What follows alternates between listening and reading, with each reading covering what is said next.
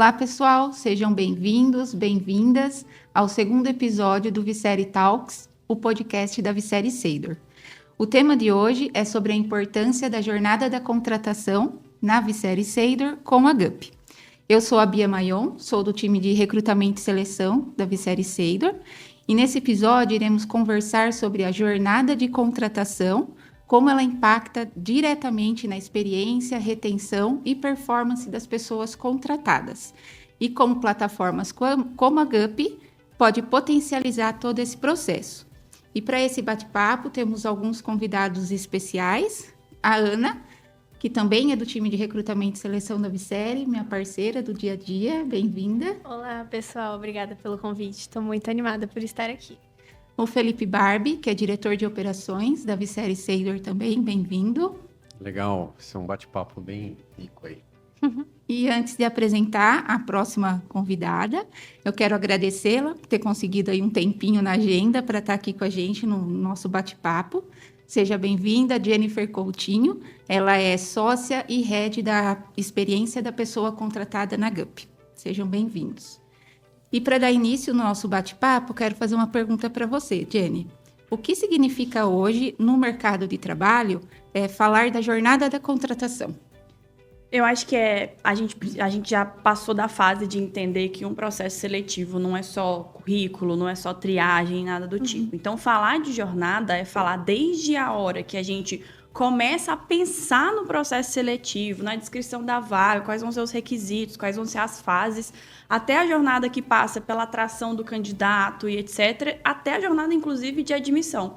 Então, a gente entra nesse escopo mais completo de que o processo ele não é só como a gente pensava antigamente, de fases muito bem setadas e até simplistas. Ele é um processo que a gente tem que olhar ele de ponta a ponta, desde a hora que a gente abre ou pensa em abrir uma vaga, até a hora que o funcionário foi, de fato, admitido dentro da minha empresa, né? Porque ele só acaba quando termina, então ele só vai acabar quando a pessoa estiver contratada aqui. Então, é dessa forma que a gente encara a jornada hoje, pelo menos na visão da GUP hoje. Sim, sim. E, Barbie, na visão estratégica, por que a Viceri Seidor decidiu investir na jornada de contratação e melhorar esse processo? Bom, a Viceri Seidor é uma empresa de tecnologia, né? É logo serviço. Então, a gente acaba tendo um processo de recrutamento contínuo, né? A gente sempre está aumentando o quadro, crescendo, né? Ou substituindo. Então, faz parte do nosso cotidiano, do dia a dia.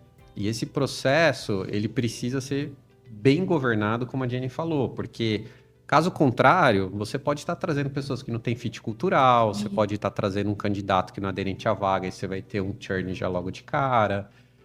E também você tem que tornar esse processo dinâmico, e para isso a gente percebeu que não dava só para a gente fazer isso sem uma estrutura diária, né? Você tem que juntar processo, pessoas e ferramentas. Então, o investimento ele vem para a gente ter um processo mais eficiente, de um modo geral, mas sem perder a nossa cultura de que é gestão de pessoas, né? Então, a gente tinha que conciliar tudo isso. Então, o investimento é de longo prazo, né? Nunca é imediato, você vai ajustando o processo, ferramentas, pessoas, e é um investimento contínuo. Entendo que a gente nunca acaba isso. Sim. Jenny, como você falou, o processo seletivo ele é essencial tanto do começo, né, do engajamento, até a retenção dessas pessoas. E como que a gente pode potencializar essa jornada através da tecnologia? Hoje, a gente precisa pensar que a gente vai usar a tecnologia para fazer ações que são extremamente repetitivas, ações onde, por exemplo, eu poderia estar usando a capacidade cognitiva do meu time analítica de uma forma melhor do que ficar fazendo essas ações. Então, as ferramentas, elas vêm para esse lugar, para tornar eficiente ações que são repetitivas, ações que com pequenos comandos a gente já sabe que ela vai ser efetuada, para que aí sim, por exemplo, o RH ou o time de atração de talentos consiga focar realmente no que importa ali, de talvez revisar melhor a experiência dessa pessoa, de talvez revisar melhor a experiência, inclusive, de quem não entra na empresa, porque isso também é muito importante. Então, a ferramenta, eu acho que ela vem muito nesse lugar de parceiro, ela potencializa as atividades que são operacionais, repetitivas, e bota o RH justamente num lugar mais estratégico, onde ele consiga pensar mais, onde ele consiga tomar ações baseadas em dados e não só ficar ali, poxa, triando um monte de currículos, revendo ou reescrevendo um monte de job description. Esse não é o melhor uso da capacidade humana do RH que a gente tem. Então, a gente encara a ferramenta como esse meio auxiliar de gerar produtividade. Então, você tira o tempo da coisa operacional e dá o tempo para que o RH consiga pensar em estratégia de retenção, engajamento e coisas do tipo, sabe? Com certeza. E Ana, você pode contar um pouquinho pra gente como era esse processo antes da GUP? Claro. Como os astecas faziam. Nossa, também. Antes da GUP, felizmente eu não estava na série nessa época. Eu cheguei e já estava a GUP, então foi mais fácil. Mas ouço bastante falar que era um processo bem complicado, até porque tudo acontecia por e-mail. Sim. Então, acabava que os processos eles ficavam mais dificultosos de ser visíveis. Acabava muitas informações até se perdendo no meio dos e-mails, porque, querendo ou não, acontece. Sim. Às vezes a gente tem uma vaga, às vezes a gente tem 30. Então, depende ali de cada período. E também a gente até veio conversando sobre isso, que até as requisições da vaga eram feitas por e-mail, feita na planilha. Então, assim, era muito mais difícil até a gente ver que a vaga foi aberta. Hoje em dia chega uma notificação pra gente, tem um processo de aprovação dentro da própria plataforma, então isso facilita bastante. Sim.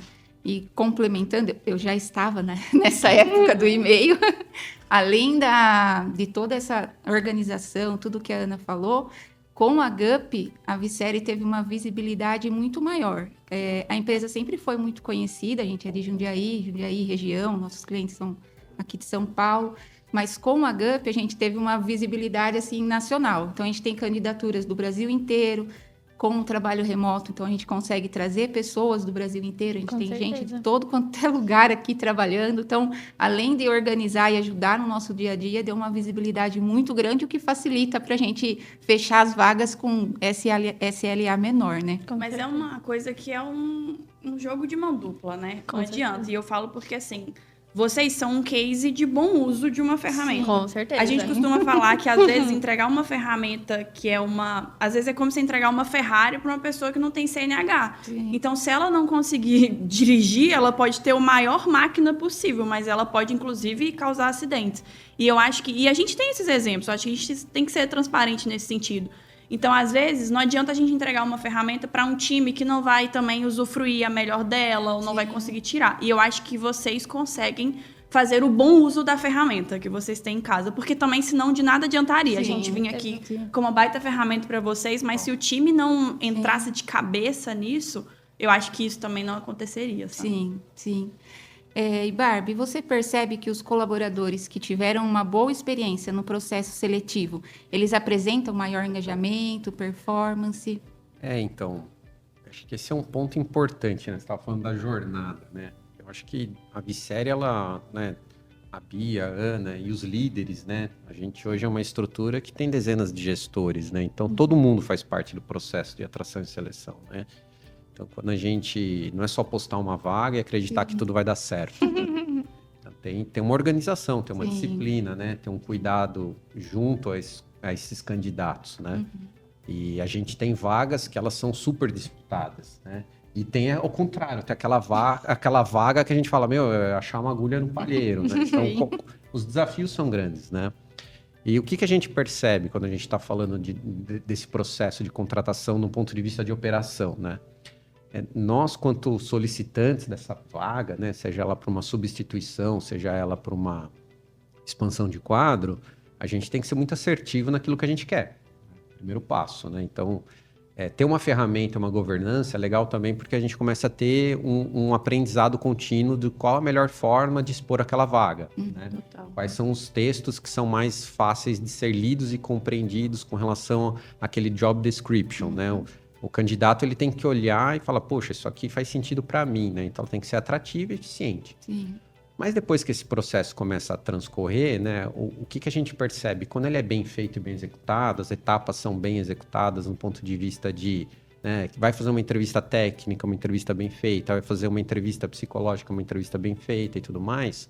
No final da jornada, aquele candidato ele tem uma taxa de acerto muito grande, né? Provavelmente ele vai se encantar com a empresa, vai estar engajado desde o início, o onboarding dele vai ser mais fácil. Sim. Então, o processo de retenção ele fica muito mais simples, né? Então, a gente precisa ter todos esses cuidados no processo na etapa de recrutamento e seleção para que o onboard seja facilitado e a gente não tenha aí riscos de alguma falta de performance ou uma dificuldade muito grande você fazer aquela pessoa se enquadrar na vaga daí, né? Porque daí o esforço é quando você tá ajeitando, né? Você fala, meu, agora eu vou ter que dar um jeito de fazer essa pessoa funcionar. Né? Então, esse processo ele é cirúrgico e estratégico, não tem como ser diferente disso. E eu acho que tem o aspecto de marca também. Estava caçando aqui alguns dados para eu não falar nenhum errado, porque a gente tem dados globais lá dentro também. Então, por exemplo, hoje quase 70% das pessoas candidatas falam que a relação com a marca é afetada de acordo com a jornada do processo seletivo. E aqui eu tô falando, não é sobre ela passar ou não passar no processo. Com certeza. É como ela se relaciona, assim, na vaga. Então, a gente tá falando de marca também. A gente tá falando de marca empregadora, de marca como um todo. Então, olhar para isso, às vezes eu falo que a gente tem que olhar para os dados, inclusive a gente, RH, que às vezes precisa comprar aqui, a gente tem uma diretoria que está do nosso lado, mas não é sempre que isso acontece. Então, os dados mostram isso. Tem alguns outros dados, por exemplo, dentro da própria GUP, vocês têm selo feedback, por exemplo. No ano passado, as empresas que têm selo feedback receberam 14 milhões a mais de candidaturas das empresas que não têm selo feedback na GUP. Então, é o dado também, sabe? Não é só a boa vontade de fazer um bom processo seletivo, é a estratégia, que é o que o Barbie trouxe aqui, eu acho que é sensacional. Essa questão da marca recrutadora, né? A gente já teve situações, né, Ana e Bia, que nós contratamos uma pessoa e o processo foi muito bem executado e a pessoa já chegou indicando outra. Então, assim, uma pessoa que nem trabalhou direito, né? Então, assim, perceba, né? Normalmente você vai indicar o local que você trabalha depois de um tempo, né? Você primeiro sente a casa, né? Mas às vezes a pessoa já percebe, poxa, se eu fui tão bem tratado num processo seletivo, pô, dali para frente tá fácil. Né? Verdade. E também tem uma questão que é o feedback, né? Acho que a gente vai falar um pouquinho, talvez, mas o feedback, ele é sensacional, porque também o candidato que ele é assistido, mesmo que ele não passe, né, nesse processo seletivo, não quer dizer que as portas estão fechadas, né? A gente tem que manter as portas abertas, seja para ele ou para uma indicação também. Né? Então, eu concordo, acho que... E tem um ponto também, que acho que vai muito da cultura das empresas, né? Na Viceri, a gente é uma empresa de tecnologia, mas a tecnologia, ela é o meio. No fundo, a gente é uma empresa de pessoas, né? Então, assim, hoje a gente tem aí mais de centenas de colaboradores, e qual que é o desafio nosso, né? Fazer com que essas pessoas se sintam bem, produtivas, né? Porque elas são eles são os nossos grandes representantes da marca, né? Então, imagina, você sai do escritório e começa a falar mal da empresa, meu, não deu certo, né? Você tem que sair da empresa e falar, meu, lá é super legal, lá funciona, a gente entregou um projeto de qualidade, o cliente está satisfeito e tal, né? E por que eu estou falando tudo isso? Porque a questão da marca empregadora hoje, eu acho que ela cada vez mais nesse mundo digital, a gente tem que tomar cuidado, né? Porque é muito fácil receber um comunicado, uma propaganda, uma coisa fake, ou uma coisa meio sem carga humana, né? Então, acho que o processo seletivo, desde que você conhece a pessoa, também é uma carga humana muito estratégica para as empresas, né? Porque o nosso marketing, ele é muito mais forte quando uma pessoa fala no olho da outra pessoa e fala, meu, eu indico a Viceri, né? Você economiza muito mais do que fazer campanhas, anúncios, propagandas, né? Ads da vida, não que eles sejam ruins, mas para o nosso negócio não faz tanto sentido. Então, ela não é só empregadora, mas ela também vira uma marca vendável, no meu ponto de vista. Lá na Viceri a gente tem muito forte isso, o cuidado com as pessoas. Tanto que muitas das vagas que a gente tem são fechadas com indicação de funcionários. Às vezes as pessoas não passam da primeira vez no processo seletivo por algum motivo. Às vezes tem muitos que são bons, a gente tem que escolher só um. A gente vai e resgata aquela pessoa, ela participa, ela consegue entrar. Então, a gente cria um link ali com as pessoas candidatas, porque a gente vai precisar delas no futuro. Pode ser como um próximo candidato, pode ser como um cliente, trabalhar em algum lugar que possa indicar a gente. A gente faz o possível para criar esse vínculo aí. Graças a Deus está acontecendo. Ô Barbie, e já teve alguma situação em que uma contratação mal conduzida trouxe algum impacto negativo, tanto na retenção como na performance? Nem tudo são flores, tem alguma coisa. Exato. Eu acho que tem aprendizado, sim, né? O grande desafio nesse processo é porque quando você tem tempo, você executa ele da forma correta. Sem dúvida. Quando você está com pressa, Sim. Daí aí tenta com pressa atropelar. você come cru, já diria aquele ditado, né? Quem tem pressa come cru. Então, o que a gente percebe? Todas as vezes que a gente tentou acelerar, pular alguma etapa, né? Ou até mesmo, não, mas eu conheci aquela pessoa que eu já entrevistei ela e vai ser ela, né? É o contexto, amigo. 6 meses atrás, a pessoa estava com outro mindset, outro desejo, né? Então, situações como essa, né? A Bia e a Ana já vivenciaram conosco lá. A gente, por uma certa celeridade, a gente tentou pular uma etapa ou fazer uma contratação meio que de repescagem, sem passar pelo processo como um todo. E o que acontece? Tem casos que deram certo, e tiveram casos que deram errado. Mas o que a gente percebe ao longo do tempo, aí vai um pouco do dado. A gente está mais exposto ao risco, né? Sim. Então, assim, o que a gente percebe, né? O processo de contratação, ele é bilateral, né? Então, assim, não é eu querer você, é você Sim. querer. Então, assim, quando a gente fala de uma marca empregadora também, eu acho legal quando você fala assim, putz, eu queria muito trabalhar na Vicere.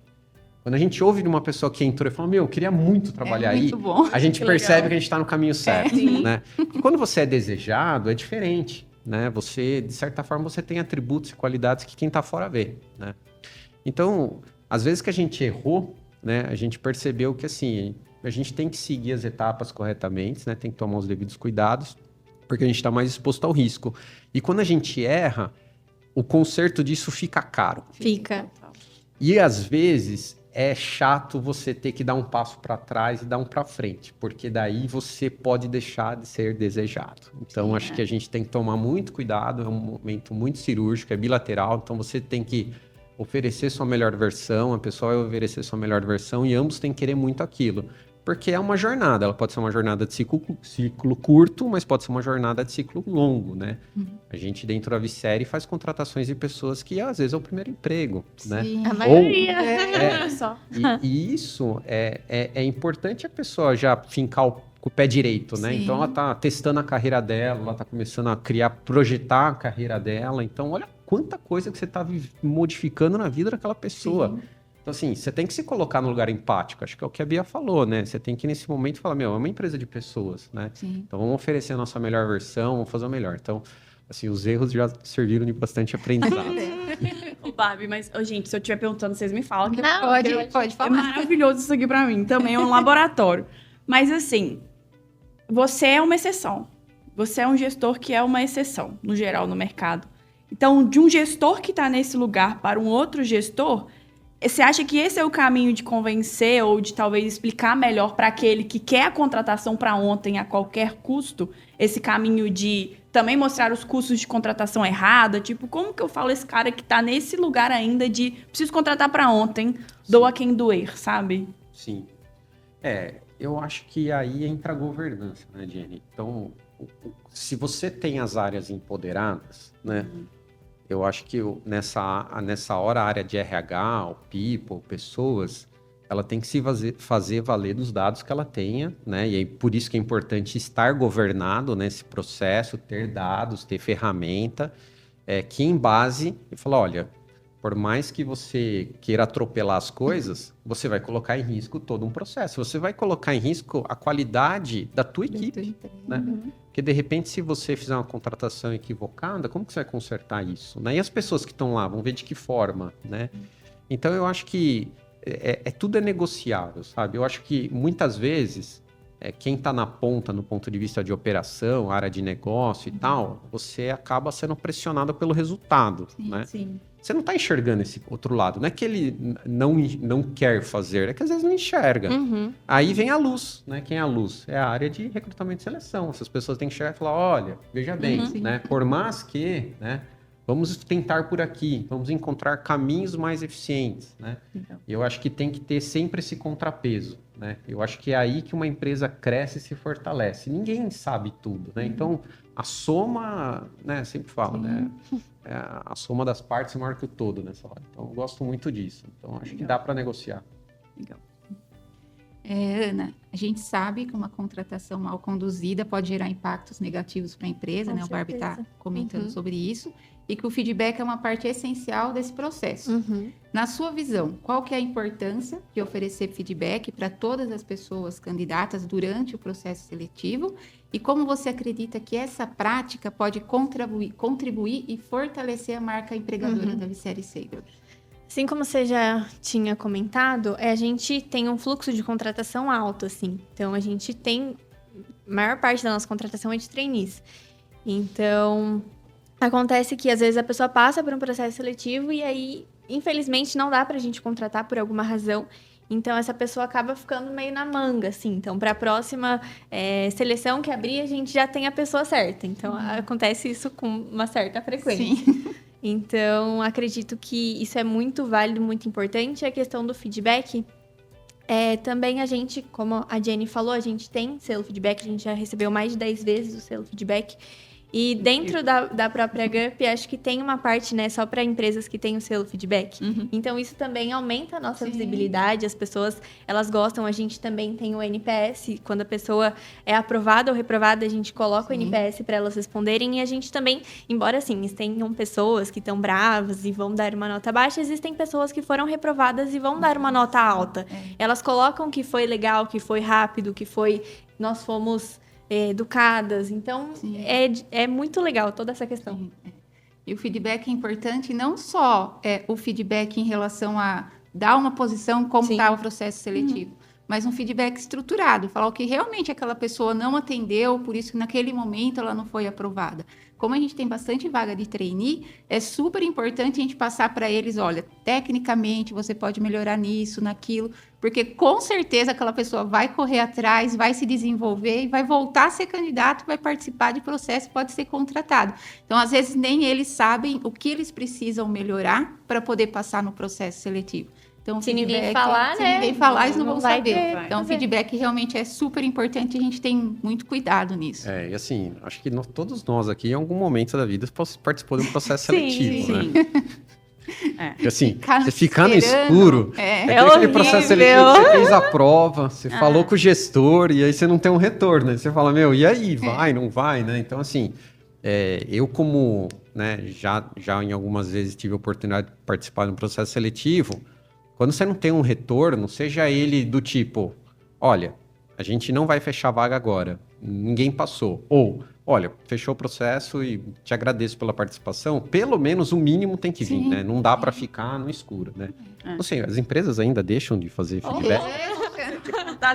Eu acho que é uma questão de educação, Bom, né? quem A tá- pessoa te Então, quem está atendeu, ouvindo o podcast aqui respondeu. hoje, aproveita a dica aqui da Jenny, dá um feedback, pelo menos fala que acabou o processo.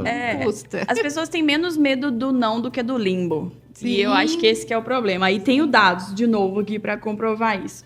Tem 1 ano e meio, mais ou menos, que a gente tem feito um baita trabalho de aprofundamento nas dores das pessoas candidatas.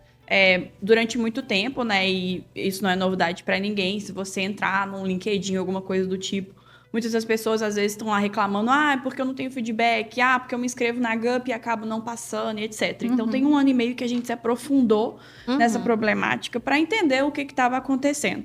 Aí eu acho que tem a problemática número 1, que hoje a gente tem muito menos vagas sendo oferecidas do que pessoas sendo dispostas a trabalhar. Então, dado assim, global da GUP, em 2024, a gente teve 36 milhões de usuários no nosso portal de vagas. E as empresas abriram 1 milhão de vagas. Então, assim, 36 Não casa. milhões para 1 milhão de vagas. Então, assim, 35 milhões de usuários realmente não encontraram ali as suas vagas.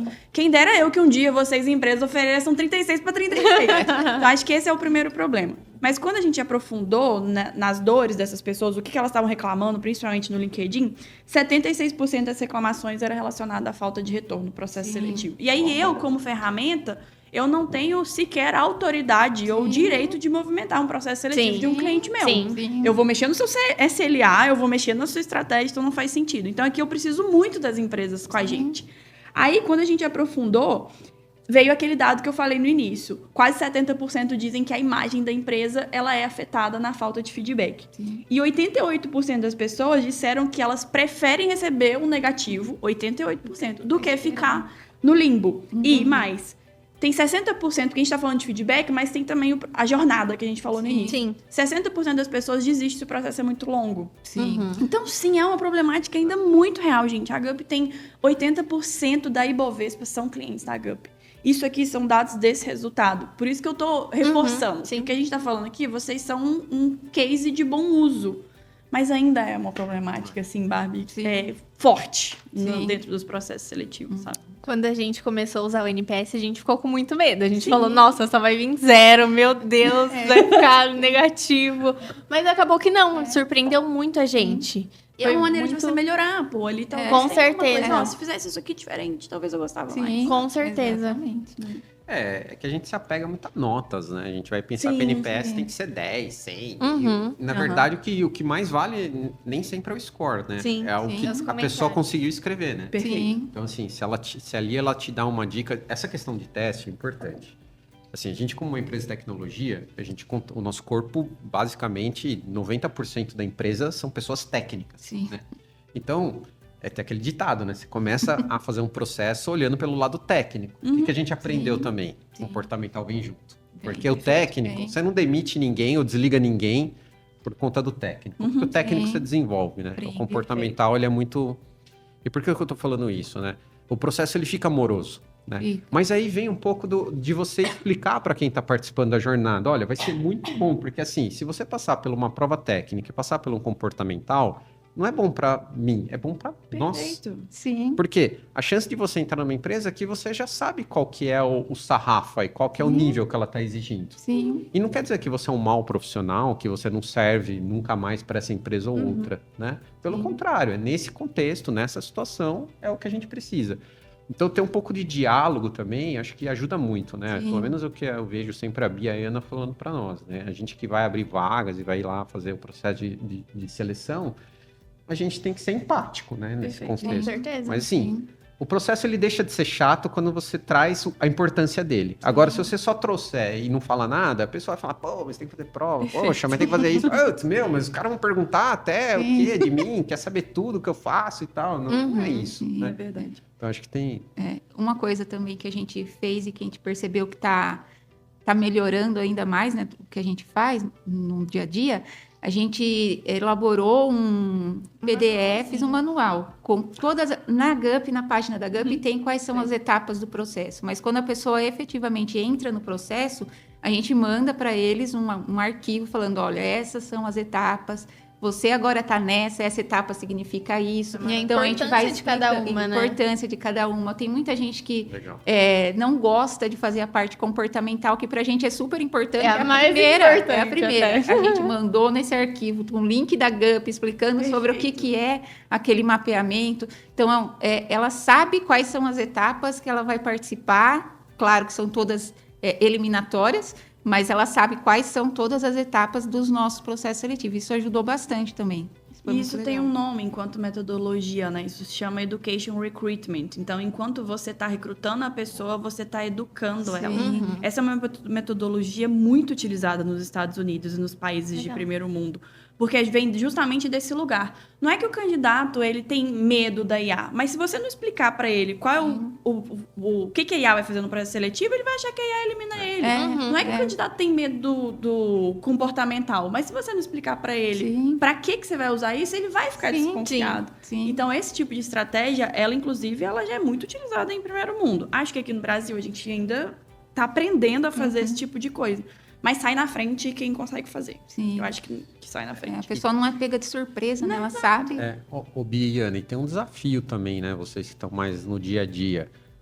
Antigamente a gente fazia muito mais processos seletivos ao vivo e a cores, né? Presencial. Hoje a gente faz, Total. a gente começa a relação no virtual muitas Sim, vezes, certeza. né? Sim.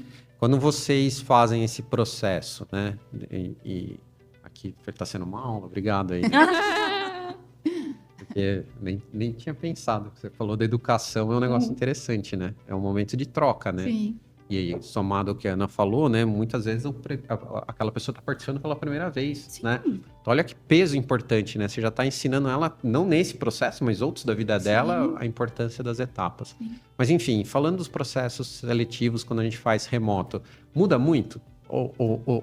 essa parte de você ter essa troca, essa conversa no virtual e no presencial, ajuda, atrapalha, dá na mesma? Como que tá hoje? Porque assim, no passado fazer virtual era uma coisa nova, mas Sim, agora, sim. já tá super tranquilo. Hoje ainda faz diferença na sua visão? Olha eu Não, entrevistando na verdade- a Bia aqui. Virando a pergunta, você viu? Na verdade, eu acho que é melhor. Também acho. A gente consegue ter uma interação super legal pelo WhatsApp com os candidatos. A gente conversa, cria um vínculo ali no começo já da conversa e depois faz os testes, flui tudo normalmente. E facilitou demais por ser remoto, né? Então, a pessoa não precisa se disponibilizar de um tempo de viagem até lá fazer os testes que são presenciais, são demorados. Às vezes, a pessoa até chegava já irritada para conversar com a gente por causa do trânsito, aconteceu alguma coisa na rua. Legal. Então, estando agora no tudo virtual, eu entendo, eu vejo que ficou bem melhor, bem mais fácil. Legal. Bem mais fácil. Eu também percebo isso. Ficou... Até para os gestores pessoa que usa a janela de participam tempo também. melhor, né? Sim, Legal. vou fazer rapidinho na hora do meu almoço. Legal. Beleza, consegui um tempo. Se tivesse que ir até algum lugar para fazer, esquece. A gente não ia conseguir fechar as vagas nunca. Tem ganho de atratividade em capilaridade. Então, às vezes, antes você não ia entrevistar um desenvolvedor do Nordeste. Talvez é o melhor desenvolvedor do Brasil. E tá lá no Nordeste, e aí talvez você não conseguiria ver. Tem o ganho de custo também, porque é diferente o custo de vida no Nordeste, que é diferente do custo de vida em São Paulo. Então, talvez você contratar um desenvolvedor, dando Sim. o de tech mesmo, que é mais a realidade de vocês. É diferente você contratar um desenvolvedor em São Paulo, que é diferente você contratar um desenvolvedor em Salvador, na Bahia. Então, acho que tem esses ganhos. Acho que cada empresa entende a sua estratégia, mas existem ganhos muito nítidos em atratividade. Acho Sim, que isso é sim, claro, sim, assim, sim. sabe? Na hora que a gente estava vindo, até a gente comentou que logo que eu entrei na Visséria, que era tudo presencial, a gente tinha bastante cliente aqui em São Paulo, e daí eu queria marcar os testes em Jundiaí para os candidatos, ninguém ia. Aí eu tinha que vir até aqui em São Paulo, numa sala que a gente tinha para aplicar os testes. Às vezes eu passava o dia, marcou comigo e não aparecia. Agora, com remoto, com tudo virtual, é muito difícil alguém falar que vai fazer e Eles simplesmente fazem sumir. no momento mais confortável para eles. A gente até dá um prazo, assim, para não fugir do SLA, mas eles fazem isso, no melhor momento. Ferramentas acelerando É isso, processos, né? Exatamente. Legal. Ana, a gente já falou bastante do mapeamento comportamental, mas como que você enxerga a necessidade, né? O porquê dessa etapa do processo seletivo? Como a gente já falou aqui algumas vezes, essa é a etapa até mais importante do nosso processo. A gente usa a parte de mapeamento comportamental dentro da GUP mesmo. E ele serve pra gente entender se o perfil daquela pessoa é coerente com a cultura da Visséria, primeiramente, e também com a cultura do cliente que a pessoa vai estar. Então, a gente sempre olha, por exemplo, às vezes o cliente, o dia a dia dele vai ser mais rígido, ele vai fazer as mesmas coisas. Aí a gente não vai colocar uma pessoa que tem alta abertura para atuar ali naquele cliente, que a gente sabe que ele também não vai ficar satisfeito. Talvez ele não produza tanto e ele não fique satisfeito. Então, a gente sempre busca fazer essa análise para ser o melhor para todo mundo. Sim. E, Jennifer, como que a GUP enxerga o futuro do recrutamento apoiado em dados e IA? E se você acredita que o uso da IA no processo não coloca em risco a humanização da jornada? Olha que interessante, né? Eu acabei de voltar, semana passada a gente estava num evento em Las Vegas, Legal. uma parte do corpo executivo da GUP, que é o HR Tech. E é um evento mais antigo e que traz inovação e tendência para RH. E a primeira palestra que eu assisti foi de uma grande estudiosa e etc. lá das universidades dos Estados Unidos, e ela estudou vieses no processo seletivo, principalmente para mulheres e pessoas neuroatípicas. E aí o resultado da pesquisa e tudo mais, um dos pontos é que as pessoas se sentiam encaradas com menos preconceito quando a IA entrevistava ela do que quando um ser humano entrevistava ela.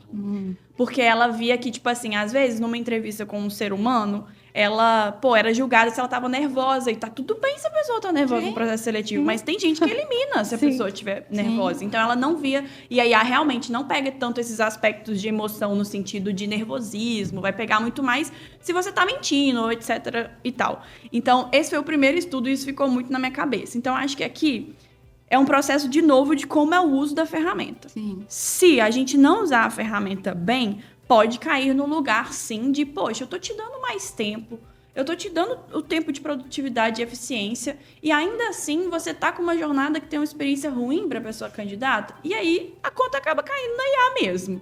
Mesmo não sendo a IA, a gente precisa de um bode expiatório. Mas, se você consegue utilizar ela bem, eu não consigo ver nesse lugar de desumanização, tá? Porque eu acho que, de novo, hoje a gente tem várias ferramentas dentro da própria GUP Recrutamento e Seleção que facilitam o feedback. Sim. Hoje tem maneiras que tem templates de feedback, tem maneiras que tem você colocar o feedback, dar o feedback em massa. E isso é porque tem uma IA por trás. Sim. A gente já está trabalhando a IA, por exemplo, conseguir ajudar vocês agora com a nova ordenação. Até já no template já vinha o motivo de por que aquela pessoa foi bem ordenada ou não. Então, para mim, isso também é humanizar o processo seletivo. Sim. A partir do momento que você tem 1000 candidatos, não dá para esperar que a Bia, que a Ana vão parar lá e vão ficar um por um em 1000 pessoas. Imagina. Não existe tempo útil Sim. para isso. Então, acho que a gente precisa encarar a IA como realidade na nossa vida. E assim como ela beneficia a gente, quando a gente quer pedir uma comida no aplicativo, quando a gente quer escolher um filme, porque, gente, a IA tá em todo lugar.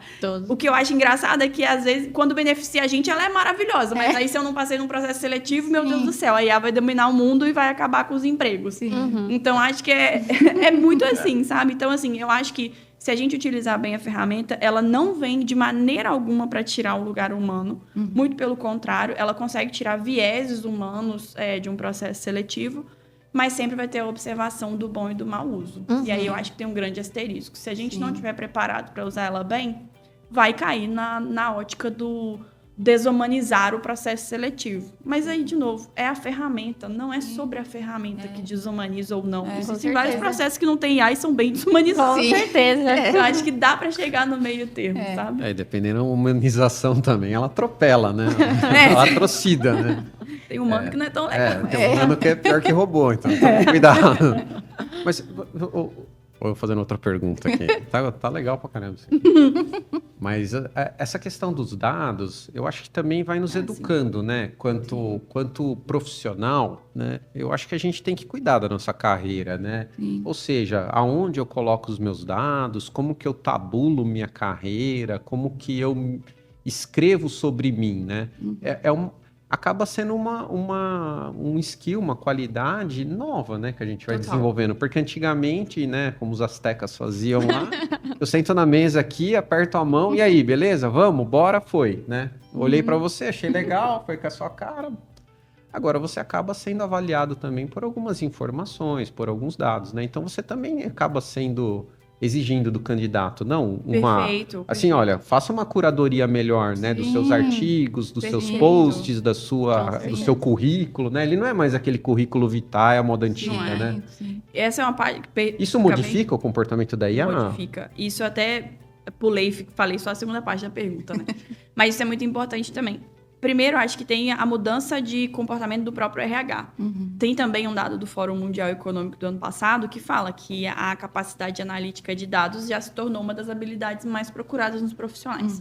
E o RH, até pouquíssimo tempo atrás, ele ainda estava nesse lugar muito tarefa. Muito faz a ação da tarefa que tem que ser executada. E nem sempre, às vezes, o RH olhava tanto para dados. Então, acho que a característica de People Analytics que tem crescido no RH bota a gente nesse lugar. De, poxa, às vezes eu não parava. Eu achava que eu demorava tanto tempo para fechar uma vaga, mas agora eu tenho um dashboard que me fala quanto tempo que eu demoro em cada fase. Então, se a fase de atração tá maior, o que eu tenho que fazer aqui? Tomar decisões estratégicas que são melhores. Se a fase de assinar contrato, o contrato tá com candidato, mas ele não assina e está demorando, o que eu posso? Então, acho que o dado vem nesse lugar. E no sentido do candidato, o que eu acho que ele tem que se antenar o modelo de contratação mudou. Não adianta mais... Se você colocar no seu currículo que você é um analista financeiro, se eu jogar no Google, todo mundo sabe o que um analista financeiro faz. Então, se você não colocar nesse currículo também seus dados, o que faz diferente, o que você mudou, quais foram os indicadores que você mudou ali dentro... Numa gama de 36 milhões de usuários, você não vai se destacar. Então, se você precisa aprender a falar dos seus resultados baseado em dados, a diferença que você fez na empresa, para que aí isso vai entrar de encontro. Porque se eu tô indo para um RH que está olhando para dados e você, enquanto candidato, não mostrar os seus dados, não vai ter... esse caminho não vai cruzar em algum momento, sabe? Legal. E uma coisa que eu queria falar em relação à humanização a gente vê muitos comentários, né? Ah, fui reprovado pela GUP, pela plataforma. Oi, Não, como? vou contar um segredo. Não, é a plataforma que reprova. Eles ajudam a gente com vários templates, mas ele é personalizável. Quem envia aquele feedback, aquele e-mail, aquela mensagem, é uma pessoa que está fazendo o processo seletivo. Então, se você recebeu algum e-mail, qualquer comunicado que tenha vindo pela plataforma e não foi do seu agrado, que estava escrito, não foi a plataforma que enviou sozinha. São as pessoas que talvez não tenham o cuidado que deveriam ter tido na hora de mandar. Então, vou queria cortar falar. essa parte aqui e vou postar lá na página. Às vezes eu Bom, você ganhou um hater aí, Bia. Todo mundo cobra a Bia, você sabe, né? Bom, agora uma pergunta especial para quem se interessou em fazer parte da Visérie Seidor. Ana, quais são as maiores dicas que você daria para as pessoas que têm interesse em fazer parte da Visérie Seidor? Então, vamos lá. Vamos olhar para a câmera, falar diretamente com os nossos futuros candidatos. Depois, Bia, você pode me complementar se faltar alguma coisa. Eu acho que entra muito no que eles estavam falando, mas uma questão muito importante. A IA da GUP, ela é personalizável, para quem não sabe. O primeiro lugar da nossa IA é indicação. Os nossos colaboradores sabem que a gente gosta muito de indicação. Mas o segundo lugar, ali, muito perto da indicação, tá a experiência profissional. Então, é muito importante. Às vezes, a gente tem lá 1000 candidaturas, mas a gente vai abrir só 50 e efetivamente estão completas, estão escritas, tem o que a gente precisa. E assim, a gente, infelizmente, ainda não tem como... Embora tenha o LinkedIn, às vezes a gente até chega a entrar no LinkedIn quando a gente tá mais desesperada e tudo mais. Mas mesmo assim, às vezes nem no LinkedIn da pessoa tem as informações que a gente precisa. Então, por exemplo, vamos considerar que a área de tecnologia. Você é de .NET. Coloca .NET em vários lugares do seu currículo que você usou, que você já fez curso, projetos pessoais. Coloca tudo que você conseguir. Porque quanto mais você colocar, mais a IA vai te jogar pra cima. Mais fácil a gente vai ser a gente te achar, até mesmo no LinkedIn. Coloca lá, como chama a parte de cima Título. do LinkedIn? No título. Coloca lá no título do LinkedIn. Que vai facilitar também a nossa busca. Então, é basicamente isso, né? Sim. E também outro ponto, mesmo se você não foi aprovado no processo, permanecer com a cordialidade, com o respeito. A gente já teve algumas situações não tão agradáveis que depois da reprova a pessoa se estressou. Então, acaba que, embora a gente tenha outras oportunidades parecidas no futuro, a gente não vai chamar aquela pessoa pela forma com que ela reagiu. Então, isso conta bastante também. E um outro ponto é que a GUP, ela te possibilita a se candidatar para vagas com um cadastro que você já tinha. Mas não é porque ela te dá essa ajuda, facilita a sua vida, que você vai se candidatar lá em 2025 e seu cadastro é de 2023. Por favor, Então, gente. precisa ter um cuidado. Você está se candidatando uma vaga, como a Ana falou, para trabalhar com .NET. Quais são os requisitos daquela vaga que você conhece? Então, tenha um cuidado, revise seu cadastro, deixe sempre atualizado, porque senão a gente tem uma vaga lá com mais de 1000 candidaturas, por mais que você tenha essa experiência, hoje você não colocou, porque em 2023 não tinha, a gente não vai conseguir fazer contato com você. Então, além das palavras-chave, como a Ana falou, tenha um cuidado. Cuidado com o seu cadastro, que é a primeira coisa que a gente vai ter, né, de vocês, é o cadastro. O básico funciona demais na GUP. As pessoas, elas estão tão preocupadas em fazer risoto que elas não fazem arroz com feijão. Sim. Então, assim, vou trazer dado de novo. 35% dos currículos que tem na GUP hoje não tem nenhuma habilidade cadastrada. 35%. Lembra que eu falei 36 milhões? Então, vamos fazer uma conta bem de padeiro aqui. Tô falando de, no mínimo, 10 milhões de candidaturas por mês. Então, se tiveram 10 milhões de candidaturas esse mês, 3,5 milhões não tem nenhuma habilidade. Zero habilidade. Aí, beleza. 12% das candidaturas mensais não tem nenhuma descrição na experiência profissional. Nenhuma. 12. Nossa, dói Gente, tanto 12 coração. a cada 100 pessoas não colocam nenhuma descrição. Aí piora também. 64% dos currículos tem menos de 200 caracteres na descrição. É. Então, assim, aí no final o candidato vai lá e falar, realmente é a IA que tá te reprovando? Ou tá faltando sentar um pouquinho na cadeira, fazer um cadastro bem Você feito? que se reprovou, né? Não existe um hack pra Ana passar você, não existe Com um hack certeza. pra Bia passar você. Se você fizer um cadastro bem feito, a sua chance é muito grande, porque você vai sair na frente da maioria das pessoas. Sim. Com certeza. Mas as pessoas buscam hack, mas não busca sentar e fazer o preenchimento correto dentro Sim. da plataforma. Exatamente. Infelizmente, realmente são muitos casos. Bom, então, estamos chegando ali ao fim do nosso episódio. E para encerrar, eu quero fazer uma pergunta para vocês três. Aí, Ana, se você puder começar respondendo. Claro. Que conselho vocês dariam para as empresas que ainda não enxergam a jornada da contratação como estratégica? A gente sabe que cada vaga, ela é um investimento, ela tem um custo, né? Então, ter uma plataforma que te auxilia, que te dá possibilidade de enxergar esses dados, de ter contratações estratégicas, facilita muito. Então, eu acho que a plataforma, ela consegue fazer a gente melhorar o SLA, fazer a gente melhorar os candidatos mesmo, as pessoas que a gente vai contratar. Então, acho que isso é muito válido. Bárbara, quer falar? A gente falou de várias etapas aqui, né? Eu acho que o gestor, né? Acho que a Jenny perguntou, né? Dicas para gestores, né? Então, assim, quem está precisando contratar ou substituir um colaborador por meio de um recrutamento e seleção, né? Você tem que entender que nem a Ana falou, tem um custo esse processo, né? E você tem os impactos também da marca da empresa, né? Aí outro processo, você tem o impacto com a tua equipe também, né? Você está trazendo um novo colaborador para fazer parte da tua equipe. E aí, né? Toma cuidado, né? Faça as etapas bem feitas, né? O comportamental, por mais temeroso que seja, ele é importante nessa hora. Né? Outra coisa que eu acho que a gente falou um pouco aqui, que eu sinto isso no nosso dia a dia, né? A gente tem que ter uma cadência, né? Eu acho que esse processo ele tem que ser sempre assistido pela alta gestão, né? Então, a gente tem que olhar para os números. Eu gosto disso também, né? Eu acho que, obviamente, as nossas percepções, a nossa capacidade de improviso ela é boa, né? Mas se a gente olhar para dado, a gente acerta mais o que erra, né? Perfeito. E aí, a gente tem que olhar o processo como um todo. Então, assim, se eu não estou sendo muito bom no processo de contratação, pode ser que eu esteja buscando no aquário errado, né? Estou indo pescar no lugar errado. Pode ser que a vaga que eu estou colocando está fora, a minha faixa salarial não está adequada, os meus benefícios estão fora do mercado.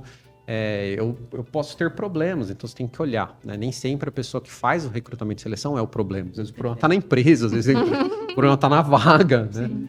Outra coisa, né? Poxa, se o processo foi bem, né? Executou rápido. Uau, por que tá executando rápido, né? Porque rápido demais pode ser um problema também, né? Pode estar pulando etapas, né? Então, assim, eu acho que vale a pena ter uma certa cadência de assistir esses dados e ver como que a tua eficiência, de fato, dessa área, que ela é muito importante está ocorrendo. Então, eu acho que isso não é só a área de People Analytics, eu acho que é People Analytics empoderado, chamando alta gestão para, em conjunto, sempre olhar isso. E tem que fazer uma higiene, porque às vezes a gente vai piorando alguma coisa, vai melhorando outra, então tem que ter uma cadência dessa análise de dados, né? Acho que faz muito sentido. E eu acho que no final do dia, o RH que ele é estratégico é o RH que está ligado nos indicadores de negócio da empresa. Então, infelizmente ou felizmente, a gente já passou da fase de cada área olhar individualmente para os seus indicadores. No meu caso, eu acho que isso é felizmente. Na hora que a gente entender que a gente está movimentando ponteiros no indicador de negócio, a gente também ganha respeito da liderança, a gente também ganha espaço da liderança e tudo mais. E eu acho que a gente ainda tem um pouco de dificuldade. Poxa, a empresa não está batendo a meta de vendas. Não é porque o time de vendas talvez é ruim. Qual foi o meu impacto no meu trabalho que faz a empresa não estar vendendo agora? Porque, querendo ou não, eu participei da jornada de trazer o vendedor para cá. Beleza, eu não tenho a meta finalística de ter que bater o MRR todo mês. Mas qual é o meu indicador que está ligado ali? A empresa está tendo muito churn. Talvez é lá dentro do time de CS. Ok, o RH não pode estar distante da métrica de negócio. Ele tem que entender qual a parte do trabalho dele que está ligada à métrica de negócio. Então, no final do dia, eu acho que de ambos os lados. Primeiro lado, o RH precisa aprender a falar o que o gestor quer ouvir e não o que ele quer falar. Porque tem jeito de você falar a mesma coisa que você quer falar, mas do jeito que a alta liderança quer ouvir. Sim. E do outro lado também, na hora que a alta liderança entender que uma jornada legal no processo seletivo não é porque eu quero ser gente boa, não é porque eu quero ser responsabilidade social, não é porque eu quero ser estratégico, eu quero fechar minha vaga mais rápido. Então, na hora que a liderança também entender que a Bia tá me propondo isso, não é porque ela é legal demais, não é porque ela é boazinha, não é porque ela é empática, é porque ela é estratégica. Aí eu acho que as coisas vão mudar de jogo na hora que a gente entrar nesses caminhos. Sim, sensacional, gente. Então, agora eu vou agradecer a presença da Ana. Muito obrigada, Ana. Eu que agradeço, foi demais. Barbie, muito obrigada Pessoal, também. obrigado aí por fazer parte desse bate-papo. Acho que, né, de novo, o lado de a gente que utiliza muitos serviços de recrutamento e seleção, a gente é responsável tão quanto quem executa, né? Acho que espero que a gente tenha dado aqui bons insights. E de verdade, assim, que toda empresa tem esse olhar estratégico. Acho que você resumiu de uma forma muito importante isso, né? Então, olha dados, cuidem das pessoas, né? Torne esse processo relevante para o seu negócio. Perfeito. Vai mexer o ponteiro, certeza. E, Jenny, obrigada de novo pelo tempinho aí na sua agenda. Foi muito Imagina. legal. Gente, eu que agradeço. Contem sempre comigo. Contem com a gente também como apoiadores e tudo mais. E eu acho que é isso no final do dia, né? A gente lembrar que a gente não precisa fazer as coisas sozinho. A gente não precisa achar que dá conta de tudo. E também que no final do dia, o futuro do trabalho não é amanhã. É o que a gente tá fazendo hoje, né? Sim. O futuro do trabalho é resultado das coisas que a gente faz hoje. Então, a gente fica aí falando de futuro, futuro, futuro. Talvez a pessoa que tá ouvindo esse podcast, o que ele vai fazer amanhã, baseado nas coisas que ela aprendeu aqui, sabe? Sim. E quero agradecer você também que ficou com a gente aqui até o fim. Espero que a conversa tenha sido tão proveitosa para vocês como foi aqui pra gente. Não deixa de seguir a Visérie Seidor nas redes sociais, ficar por dentro das nossas ações, conhecer as nossas oportunidades na página da GUP. E é isso. Muito obrigada e até a próxima.